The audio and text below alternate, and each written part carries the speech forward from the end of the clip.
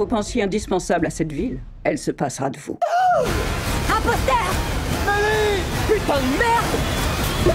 Bonjour à tous, c'est Antoine et aujourd'hui, promis, je ne parlerai pas d'Avatar 2, mais de Babylone, le nouveau film de Damien Chazelle qui a le mérite de faire démarrer 2023 sur les chapeaux de roue. Mais avant ça...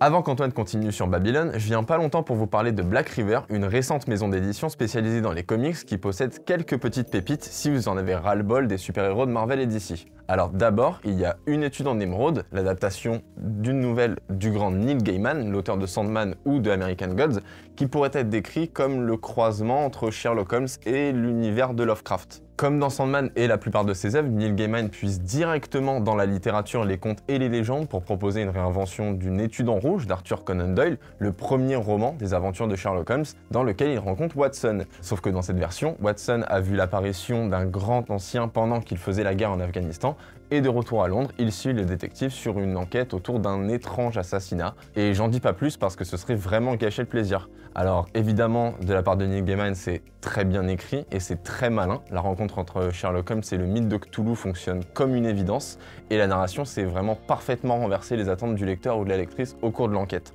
jusqu'à la dernière page pour le coup. Et ensuite, dans un style bien différent, il y a A Walk Through Hell de Garth Ennis, l'esprit aussi génial que dérangé derrière Preacher, The Boys ou Crossed, entre autres. Et l'histoire démarre comme un polar très dur avant de basculer dans l'horreur pure et dure. On a deux agents spéciaux du FBI qui sont envoyés en mission dans un entrepôt où deux de leurs collègues ont disparu, mais une fois à l'intérieur, ils se retrouvent piégés dans une réalité infernale avec des hallucinations monstrueuses, des apparitions cauchemardesques et des démons du passé qui reviennent les hanter. Alors, contrairement au ton irrévérencieux et plutôt délirant de The Boys ou Preacher, c'est un comics de Garth Ennis plus posé, plus noir, avec une certaine portée existentielle presque philosophique qui donne encore plus de profondeur au récit. Et par contre, pour celles et ceux qui voudraient un Garth Ennis plus fou, plus violent, toujours avec Goran Sudzuka, il y aura Marjorie Finnegan qui sera publié par Black River en mars. Et là, pour le coup, c'est un comics autour d'une femme qui peut voyager dans le temps et qui utilise son pouvoir pour commettre des vols et massacrer tous ceux qui se mettent en travers de son chemin. C'est un gros défouloir, c'est du Garth Ennis qui se fait plaisir, avec plein d'humour, plein d'hémoglobine, et on a très hâte de découvrir ça. Mais en attendant, vous pouvez toujours lire Une étude en émeraude et A Walk Through Hell chez Black River, et on ne peut que vous le recommander. Mis à part Geoffrey, qui de toute façon n'aime rien à part Southland Tales et Cloud Atlas, tout le monde a été impressionné par le talent du jeune Damien Chazelle, que ce soit avec le coup d'éclat Whiplash ou avec ce petit miracle qu'a été La La Land. Et après avoir réalisé l'un des biopics les plus fascinants de ces dernières années avec First Man, qui était justement fascinant parce que ce n'était pas vraiment un biopic, le bonhomme est de retour avec ce qu'on peut décemment considérer comme son magnum opus, la somme de toutes ses obsessions dans un méga projet de studio blindé de stars et budgété à 80 millions de dollars. Avec Babylone, Chazelle investit les années folles, ou plus précisément la jonction entre les années 20 et les années 30 à Hollywood, avec dans son sillage l'inévitable arrivée du cinéma parlant qui va chambouler l'industrie. Cette histoire, le réalisateur choisit de la traiter comme une véritable épopée, l'histoire d'un monde encapsulé dans un récit choral où trônent trois personnages. Une star installée incarnée par Brad Pitt, Nellie Leroy, une actrice débutante, talentueuse et ambitieuse incarnée par Margot Robbie, et Manny, jeune Mexicain incarné par la révélation du film Diego Calva, qui essaie de faire son trou dans l'industrie en passant par la petite porte. Bon, vous me voyez venir, Babylone est pour moi un sacré morceau de cinéma et peut-être même le meilleur film de Damien Chazelle.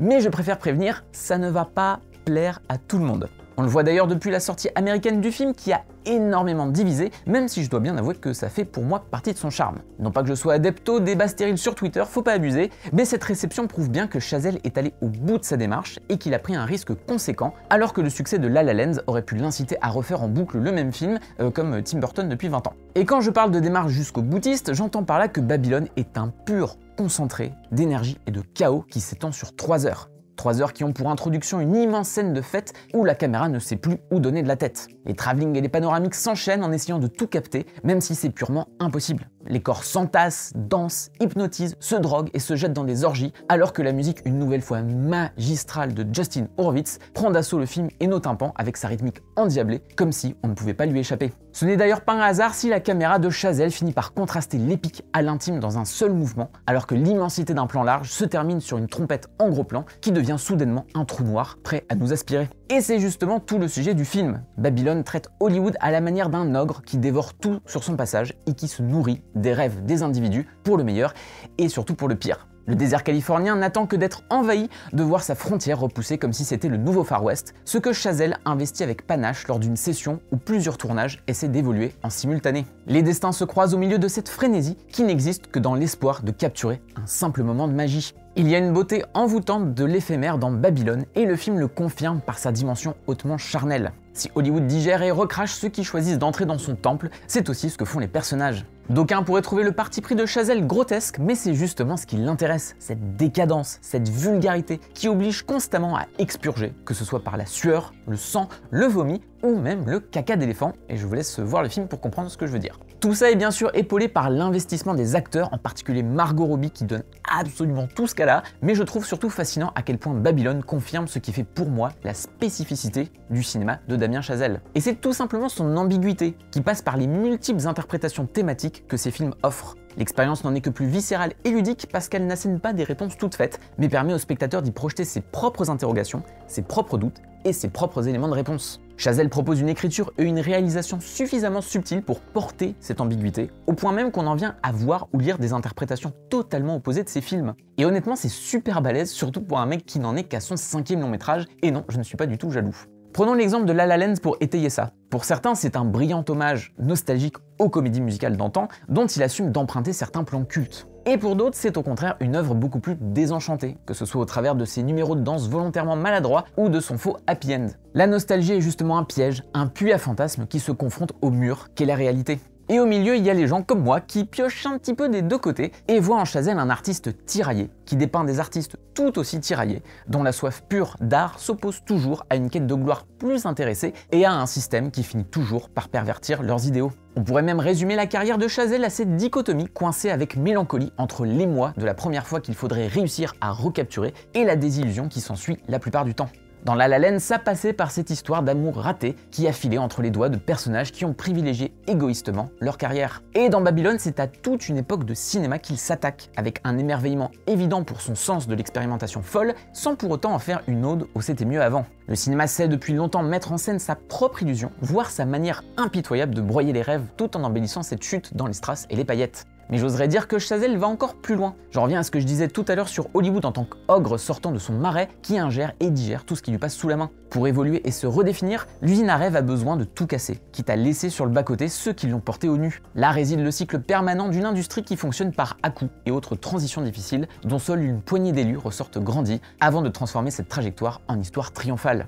Babylone est donc un film flamboyant sur les oubliés de l'histoire et ceux qui ont essuyé les plâtres pour que d'autres récoltent les lauriers. Dans ce Los Angeles vorace, le cinéaste trouve ses meilleures scènes dans ses moments de trouble, à commencer par ce tournage de scènes parlantes catastrophiques, sorte de relecture sous amphétamine de celle de Chantons sous la pluie. Bien sûr, Chazelle est conscient du poids de tels modèles et il les incorpore pour tracer un parallèle fascinant sur cette histoire du cinéma qui ne cesse de se réécrire. Sans rien vous spoiler, je dirais juste que l'épilogue du film est une véritable déflagration, une conclusion lourde de sens aux élans proustiens. Si le cinéma fige le temps, ceux qui le fabriquent ne peuvent que constater leur effacement inévitable et progressif, souvent marqué par les regrets. Et comme le montre l'une des plus belles scènes du film, il faut profiter tant qu'on peut de la lumière des projecteurs avant qu'elle ne s'éteigne. Et justement, c'est là que je viens faire mon rabat-joie parce que je ne peux pas décemment parler de Babylone sans évoquer la mise en abîme presque involontaire de son propos. Parce qu'après s'être imposé en nouvel espoir remarqué du cinéma américain, Damien Chazelle s'est permis une œuvre titanesque pour mieux se ramasser au box-office. Bon, certes, dans le contexte actuel peu propice aux films d'auteurs américains ambitieux, on n'attendait pas vraiment de Babylone que ce soit un carton comme La La Land. Mais lors de sa sortie américaine fin décembre, le film a récolté à peine 3,6 millions de dollars sur son premier week-end, ce qui en fait l'un des flops les plus spectaculaires de ces derniers mois. La tristitude. Mais en même temps, cet échec est assez révélateur de l'état d'Hollywood, qui ne sait plus vraiment où donner de la tête en dehors de ses blockbusters franchisés. De West Side Story à Nightmare Alley en passant par The Northman ou Ambulance, plein de productions au budget avoisinant celui de Babylone se ramassent, alors que des cinéastes prestigieux sont derrière. Et c'est là que Babylone en devient encore plus passionnant, parce qu'on sent dans le geste artistique de Damien Chazelle une forme d'urgence, une envie de parler de l'histoire du cinéma et de ses transitions, alors même qu'on est en train d'en connaître une. Sans vouloir y mettre de jugement de valeur, l'arrivée du streaming, du Covid et le poids des méga franchises sur le box-office sont en train de provoquer un bouleversement évident. Et l'urgence ressentie par Chazelle, elle est partagée par un paquet de cinéastes qui regardent depuis quelques années dans le rétro pour interroger leur propre rapport au cinéma. Babylone se rapproche évidemment du Once Upon a Time in Hollywood de Quentin Tarantino, mais il est surtout amusant de voir sa sortie coïncider avec celle de deux autres films, Armageddon Time de James Gray et The Fabelmans de Steven Spielberg, dont promis on parlera très bientôt. Spoiler, c'est un très grand film. Ce qu'ils ont en commun, c'est d'être des autobiographies déguisées de leurs réalisateurs respectifs, qui mettent en exergue leur amour naissant du 7e art dans un contexte social et politique particulier. Gray comme Spielberg ont un regard tendre sur ce passé et l'introspection qu'ils en tirent fait figure de catharsis. Mais on peut aussi y percevoir là encore une certaine urgence, l'envie de ces maîtres de raconter leur histoire et leur vision du cinéma avant que ce ne soit potentiellement plus possible dans cette industrie changeante où ils peinent à trouver leur place. Pas de bol d'ailleurs puisque Armageddon Time comme The Fabelmans ont été, malgré des retours critiques très positifs, des bides au box-office américain.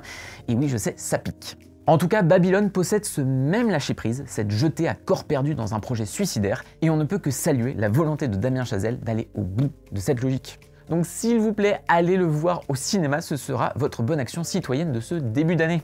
À moins que votre bonne action citoyenne de ce début d'année ne soit de vous abonner à Écran Large. Et oui, puisqu'on propose sur le site un abonnement premium qui, pour quelques deniers par mois, vous donne accès à plusieurs articles exclusifs par semaine, en plus de nous permettre de rester toujours plus indépendants. Récemment, on a écrit des dossiers sur des films aussi cool et variés que Velvet Goldmine ou Numéro 9. Le lien est en description. Et sur ce, je vous laisse, et il semblerait qu'on se reverra très bientôt. Mais pour parler de films bien moins cool que Babylone, je vous laisse deviner de quoi je parle. Allez, ciao!